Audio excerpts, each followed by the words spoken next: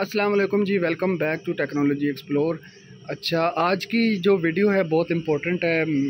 इस वीडियो में मैं आप लोगों को बताऊंगा कि जब आप CNC प्लाज्मा पर काम कर रहे होते हैं तो उस दौरान अगर बिजली चली जाए तो मैक 3 में, जैसे कि मेरे पास मैक 3 है, तो इसमें ये सिस्टम नहीं होता कि बिजली चली जाए तो वो अपनी पोजीशन को याद रखे, तो वो मैनुअली करना पड़ता है। उसका तरीका इस वीडियो में मैं आपको बताऊंगा, बहुत स्टेप बाय स्टेप बताऊंगा, इसलिए वीडियो जो है वो आप केयरफुली देखिएगा। तो देखें, अब ये शीट थी, इसको अभी हम लोगों ने शुरू किया ही था कि बिजली जो है ना वो चली गई। तो जो सबसे पहला स्टेप है, आपने क्या करना है कि अपना ज़ाहिर है आपने पीसी जब ऑन किया, मशीन का पीसी ऑन करेंगे तो वो वाली फ़ाइल जो आपने जिसके ऊपर आप काम कर रहे थे वो आपने लोड करनी है, इसमें ओपन करनी है।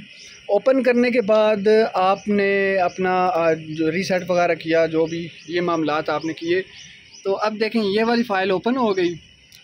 अब मैं आपको दिखाता हूँ, जब भी आप कोई भी शीट जब शुरू करेंगे ना, बिल्कुल शुरू में ये जगह मैंने ओरिजिन बनाई थी इसकी, ठीक है। तो इस जगह पे, ओरिजिन वाली जगह पे एक छोटा सा मैंने ये सुराख कर लिया था प्लाज्मा से।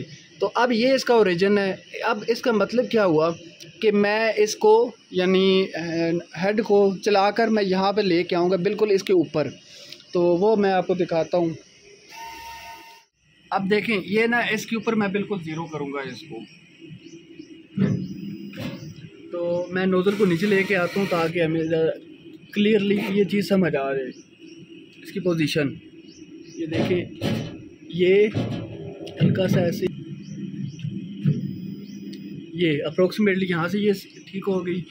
अब इस वाले एंगल से हम लोग देखते हैं तो इधर से पीछे आएगी।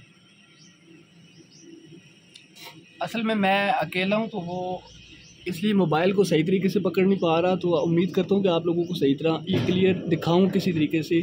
अब देखें ये अप्रोक्सीमेटली ना, यहाँ पे बिल्कुल मेन बात करने का जो मुद्दा है ना वो ये है कि आपने उस सुराख के ना बिल्कुल ऊपर लेके आना है जो आपने ओरिजिन का सुराख लगाया था, ठीक है।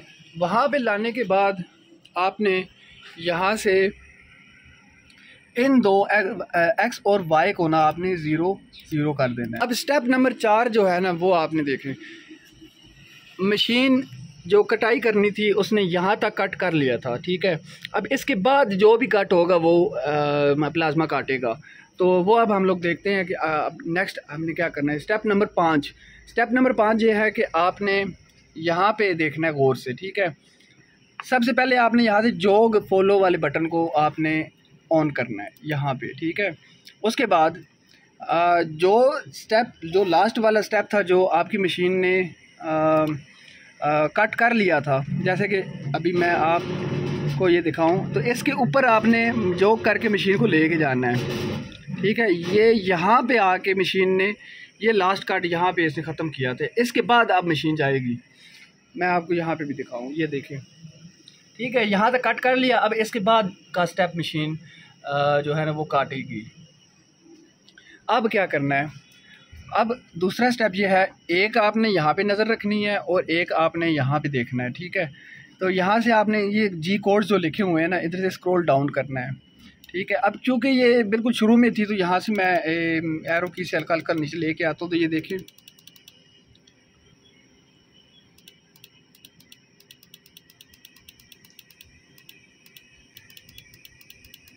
यहाँ से भी आगे ये वाला था, ये काटने के बाद जाएगी, ठीक है। अब मैं मज़ीद जूम इन करके आपको दिखाऊं, ये जो डॉटेड लाइन है ना, जब ये हाईलाइट हो जाएगी तो इसका मतलब है यहाँ से हमने स्टार्ट करना है, ठीक है। तो मैं इसको मज़ीद स्क्रॉल डाउन करता हूँ, ये देखें ये लास्ट आ गया। उसके बाद ये वाली लाइन है, ठीक है। तो यहाँ से मशीन ने इसको कंटिन्यू करना है, ठीक है। ये जी कोड अब आपने याद रखना है ताकि कोई इशू होता है तो आप दोबारा से याद, बजाय स्क्रॉल डाउन करने के आप यहाँ से ही आप डायरेक्ट जो जी कोड है वो इंटर करेंगे तो यहाँ से स्टार्ट होगी, ठीक है। ये 58 नंबर जी कोड है। रन फ्रॉम हेयर वाले इस बटन को आपने प्रेस करना है, ठीक है। ये कुछ कैलकुलेशन करेगा। उसके बाद आपने क्या करना है, यहाँ से एक दफ़ा प्रेस करना है साइकिल स्टार्ट, ठीक है, फिर ओके कर देना है, ठीक है। अब मशीन बिल्कुल अपने कोऑर्डिनेट्स के अकॉर्डिंगली 0 0 हो गई है, जहाँ पे इसको होना चाहिए था इस वक्त, ये हो गया एक दफ़ा। अब जब दूसरी दफ़ा आप इसको करेंगे ना तो ये मशीन अपना काम स्टार्ट यहाँ से कर देगी। तो अब मैं आपको दिखाता हूँ, मैं उस तरफ कैमरा ये इसके ऊपर नोज़ल के ऊपर लगा के तो साइकिल स्टार्ट बटन प्रेस करूँगा। ये हो गया साइकिल स्टार्ट।